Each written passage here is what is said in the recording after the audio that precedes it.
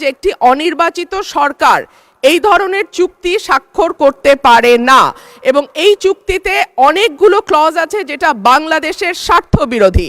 কিন্তু আনফরচুনেটলি আমরা দেখলাম যে না, অন্তর্বর্তীকালীন সরকার শুনল না এবং 9 ফেব্রুয়ারি এই চুক্তিটি স্বাক্ষরিত হয়। মাননীয় স্পিকার, গতকাল মার্কিন রাষ্ট্রদূতের সঙ্গে আমাদের বাণিজ্য মন্ত্রীর একটি বৈঠক হয়েছে এবং সেই বৈঠকে মার্কিন রাষ্ট্রদূত আমাদের আমেরিকার সঙ্গে যে বাণিজ্য চুক্তি হয়েছে সেই বিষয়ে তিনি বেশ কিছু কথা বলেছেন। তার মধ্যে উল্লেখযোগ্য হলো দুই দেশের মধ্যে আমদানি রপ্তানির ঘাটতি, বাংলাদেশের কৃষি ও জ্বালানি পণ্য আমদানির প্রতিশ্রুতি, দেশে ব্যবসার পরিবেশ উন্নয়ন ও বিনিয়োগ আকর্ষণের জন্য নীতি সংস্কারের বিষয়গুলো মার্কিন রাষ্ট্রদূত তুলে ধরেন। মাননীয় স্পিকার, সেখানে মার্কিন রাষ্ট্রদূত আরেকটি বিষয় আমাদের মনোযোগ আকর্ষণ করে বলেছেন যে দুই দেশের মধ্যে বাংলাদেশ থেকে যে পরিমাণ পণ্য আমরা রপ্তানি করি, আমেরিকা থেকে সে পরিমাণ পণ্য আমরা আমদানি করি না এবং যে কারণে একটা বাণিজ্য ঘাটতি তৈরি হয়েছে বিরাট, এবং এই বাণিজ্য ঘাটতি পূরণের লক্ষ্যে বাণিজ্য চুক্তি হয়েছে।